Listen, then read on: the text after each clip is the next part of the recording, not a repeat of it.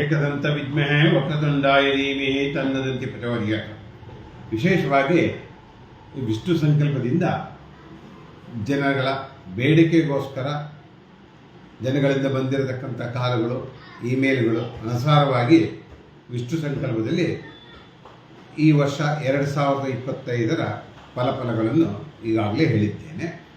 ಅದರಲ್ಲೂ ವಿಶೇಷವಾಗಿ ಇಂದಿನಿಂದ ಮೇಷರಾಶಿಯಿಂದ ಹಿಡಿದು ಮೀನರಾಶಿಯವರೆಗೂ ಹೇಳತಕ್ಕಂಥದ್ದು.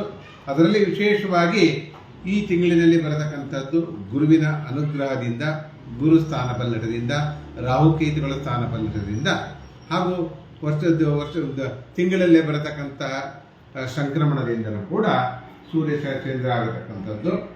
ಇನ್ನು ವಿಶೇಷವಾಗಿ ಮಾಡತಕ್ಕಂಥ ಕಾರ್ಯದಲ್ಲಿ ಮೇಷರಾಶಿಯವರ 2025ರ ಫಲಗಳು ಹೇಗಿರುತ್ತೆ ಅನ್ನತಕ್ಕಂಥದ್ದು ನೋಡಿದಾಗ ಈ ವರ್ಷದಲ್ಲಿ ವಿಶೇಷವಾಗಿ ನಿಮಗೆ ಮೇಜರ್ ಪ್ಲಾನೆಟ್ ಈ ಮೇಯಿಂದ ಹಿಡಿದು ನೆಕ್ಸ್ಟ್ ಮೇವರೆಗೂ ಯಾವ್ಯಾವ ಫಲಗಳು ಚೇಂಜ್ ಆಗುತ್ತೆ ಅನ್ನತಕ್ಕಂಥದ್ದು ನೋಡಿದಾಗ ಇವಾಗ ಶನಿಯು ಕೂಡ ನಿಮಗೆ ಈಗ 7.5 ಶನಿ ಪ್ರಾರಂಭ ಆಗಿದೆ, ಈಗಾಗಲೇ ನಾನು ತಿಳಿಸಿದ್ದೇನೆ. ಅದೇ ರೀತಿಯಲ್ಲಿ ಗುರುವು ಕೂಡ ಧನಸ್ಥಾನದಿಂದ ತೃತೀಯ ಸ್ಥಾನಕ್ಕೆ ಹೋಗತಕ್ಕಂಥದ್ದು. ಗುರುವಿನ ಸ್ಥಾನ ಪಲ್ಲಟದಿಂದ ಏನೋ ಒಂದು ಹಿರುಸು ಆಗತಕ್ಕಂಥದ್ದು ಮೇಷರಾಶಿಯ ಈ ವರ್ಷದ ಫಲದಲ್ಲಿ. ಮಾತೃಸ್ಥಾನ ಆರೋಗ್ಯದಲ್ಲಿ ಪ್ರಗತಿ ಆಗತ್ತೆ, ಮಕ್ಕಳ ವಿದ್ಯಾಭ್ಯಾಸದಲ್ಲಿ ಉನ್ನತಿಯಲ್ಲಿ ಸ್ವಲ್ಪ ಹಿನ್ನಡೆ ಕಾಣತಕ್ಕಂಥದ್ದು, ಯಾವ ವೈದ್ಯಗಳು ಇಲ್ಲ, ದಾಂಪತ್ಯ ಜೀವನದಲ್ಲಿ ಸಹ ಕಾಣತಕ್ಕಂಥದ್ದು, ಆಯುಷ್ ಆರೋಗ್ಯ ಭಾಗ್ಯ ಚೆನ್ನಾಗಿರತಕ್ಕಂಥದ್ದು, ವೃತ್ತಿ ರಂಗದಲ್ಲೂ ಕೂಡ ಯಶಸ್ವಿಯನ್ನು ಕಾಣತಕ್ಕಂಥದ್ದು.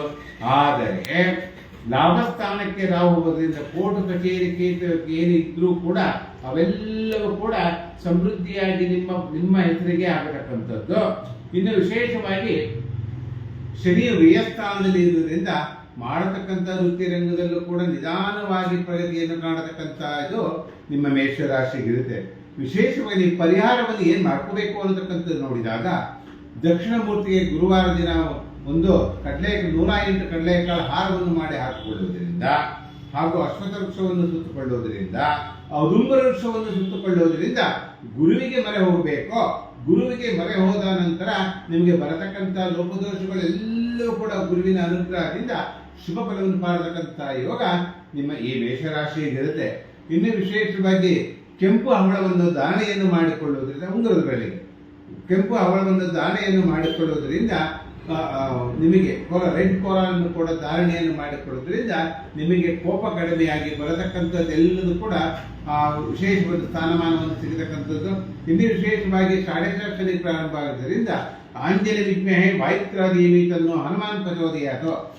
ವಿಶೇಷವಾಗಿ ಆಂಜನೇಯ ಸ್ವಾಮಿ ದೇವಸ್ಥಾನಕ್ಕೆ ಶನಿವಾರ ಹೋಗಿ ಒಂದು ವಾರ ಬಿಡುದಲೆ ಕೊಡೋದು, ಇನ್ನೊಂದು ವಾರ ಸಿಂಧೂರು ಕೊಡೋದು, ಇನ್ನೊಂದು ವಾರ ವಿಶೇಷ ವಿಷ್ಣುವಿಗೆ ಪ್ರಿಯವಾದದ್ದನ್ನು ವಿಶೇಷವಾಗಿ ತುಳಸಿಯನ್ನು ಕೊಡೋದ್ರ ಮೂಲಕವಾಗಿ ನಿಮ್ಮ ಜೀವನದಲ್ಲಿ ಯಶಸ್ವಿ ಕಾಣತಕ್ಕಂಥ ಯೋಗ ಖಂಡಿತವಾಗಿ ಇದ್ದೇ ಇರುತ್ತೆ.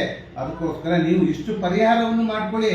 ಇನ್ನು ದಶಾಭಕ್ತಿಗಳ ಅನುಸಾರವಾಗಿ ಭಗವಂತನದೇ, ಆ ಭಗವಂತನ ಏನೇನು ಮಾಡಬೇಕು ಅದನ್ನೆಲ್ಲ ಮಾಡ್ತೇನೆ.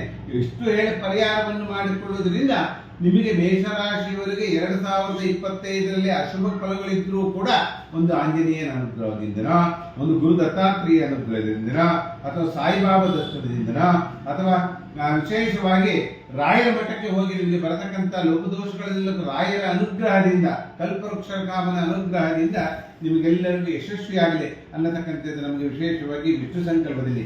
ವಿಷ್ಣು ಸಂಕಲ್ಪ ಆಗವೆ ನಿಮಗೆ ಏನಾದರೂ ಒಂದು ಲೋಕದೋಷಗಳು ಇದ್ರೂ ಮನೆಯಲ್ಲೇ ಕುಳಿತುಕೊಂಡು ಮಾಡತಕ್ಕಂಥ ಏಕೈಕ ಪರಿಹಾರ ಕೊಡತಕ್ಕಂಥದ್ದೇ ವಿಶೇಷವಾಗಿ ಫಲವನ್ನು ತಿಳಿಸ್ತೀನಿ. ಇದೇ ರೀತಿಯಲ್ಲಿ 12 ಫಲವನ್ನು ತಿಳಿಸ್ತಾ ಹೋಗ್ತೀನಿ. ಕಡೆಯದಾಗಿ ನಿಮಗೆ ಅತ್ಯುತ್ತಮ ಸ್ಥಾನ ಸುಲಭವಾಗಿ ಮಾಡಿಕೊಳ್ಳುವ ರೀತಿಯನ್ನು ಕೂಡ ನಿಮಗೆ ತೋರಿಸಿಕೊಳ್ಳುತ್ತದೆ ಏಕೈಕ ಕಾರ್ಯಕ್ರಮ ಅಂದರೆ ವಿಷ್ಣು ಸಂಕಲ್ಪ.